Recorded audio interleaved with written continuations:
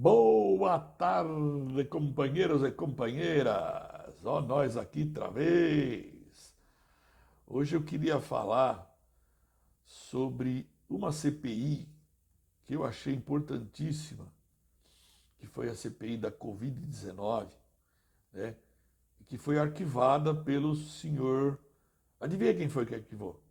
Eu vou dar uma dica para vocês. Começa com Augusto, termina com Aras, né? E agora vai ser reaberta, né, pelo novo PGR, o Paulo Gonet. Então, assim, muita água vai rolar debaixo da ponte. Antes de eu começar a falar, adivinha, vou dar uma dica. Começa com se inscrevam e terminam com likes. E ative o sininho e dê suas opiniões. Ai, meu Deus do céu. Existe uma escrita, né, na política que quando você não quer que aconteça nada com algum processo, alguma coisa, é só você montar uma CPI. Você monta uma CPI e nada é resolvido, e aí a imprensa para de falar e todo mundo para, e todo mundo esquece, né, aquele acontecido. Mas a CPI, eu por acaso assisti essa CPI da Covid, né, e teve muita coisa. E saiu muita coisa. E teve um resultado pesado aí, né? Eu assisti, eu me lembro, uma coisa que eu achei absurda, por exemplo, faltou oxigênio em Manaus. Pô, a culpa é do Inominável? Não é. A culpa não é do Inominável. Só que as pessoas estavam morrendo sufocadas lá, né? E aí, né, a Venezuela ofereceu oxigênio. Pô, Caracas está do lado de Manaus, né? 1 hora de avião.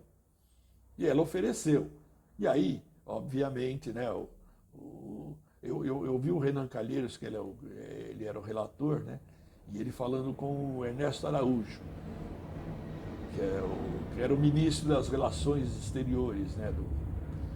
E aí ele perguntou, bom, ela ofereceu e aí, o que vocês responderam? Ele falou, não responderam. Ficou por isso mesmo, eles não responderam. Daí a Venezuela falou, tá bom, então eu vou mandar, né? Mesmo assim eu vou mandar. E ela pegou, botou no caminhão e mandou, né? E aí, claro, Caracas fica do lado de Manaus de avião. Agora você manda de caminhão, você tem que atravessar a floresta amazônica. Aí não tem estrada, é aquela estrada de terra, chove toda a tarde lá em Manaus, na Amazônia,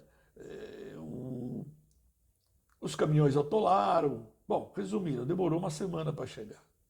Pô, uma semana para chegar, morreu gente pra caramba. Pô, o que o governo deveria ter feito aí? O próprio Calheiros falou, pô, era só pegar um avião da FAB, um aviãozinho da FAB, ou um X aviões da FAB, que não faz porra nenhuma, fica o dia inteiro levando político, família de militar para cima e para baixo. Porra, pegar um aviãozinho desse e mandava para Caracas, né? Ora, era 1 hora para ir, 1 hora para voltar. Em meio dia você fazia esse trajeto e a coisa estava resolvida. Pelo amor de Deus, isso para mim foi um assassinato. Para mim foi um assassinato. Depois o relatório, o relatório o relatório da CPI, do final da CPI da Covid saiu, né? Eu não li, porque ele tem só 1.300 páginas quase, mas muitos pontos foram fechados aí, do negacionismo, não houve campanha, não houve orientação, não houve campanha contra a Covid. Quem começou a coordenar foi um médico, né, o Mandetta, o ministro da Saúde na época. O Bolsonaro simplesmente tirou ele, falou que ele estava querendo aparecer muito. No final ele colocou o Pazuello, que era um militar paraquedista, né, pulava de paraquedas, no lugar. Então, teve. Falavam mal da vacina, da máscara, do isolamento, né, inventaram a cloroquina, né? Pelo amor de Deus, tudo isso aparece no relatório. E depois, para fechar com chave de ouro, né, os caras, o Bolsonaro esqueceu de comprar vacina e a gente começou o ano de 2021, quando o mundo inteiro estava sendo vacinado, né, e as mortes estatisticamente começaram a cair, aqui no Brasil começou a levantar, né? E nós tivemos em 2021 mais do que o dobro de mortes em relação a 2020, né? Então, por exemplo, eu tinha mais de 60 anos já na época, e a minha filha morava em, morava em Nova York, na época ela foi vacinada antes que eu. Quer dizer, é um absurdo isso. Então, esse indiciamento é muito grave. É muito grave. Porque se você falar, ele está sendo investigado aí, vai ser indiciado pelo desvio das joias. O desvio das joias, ele pode falar que ele pensava que as joias eram dele, ele podia inventar, é claro que ele sabia que não eram, ele pode falar isso, porque a lei antigamente, é, ela o material que você recebia, os presentes que você recebiam, que o presidente recebia, eram deles, né? Isso aí mudou na época do Temer. Então, ele pode dar uma desculpa. A falsificação de atestado de vacina, ele pode assumir aqui. Eu fiz isso pensando no Brasil, qualquer coisa, né? É, esse problema na Covid, o jeito que ela foi administrada, ela tem a mesma gravidade que ele ser condenado a liderar o 8 de janeiro, né?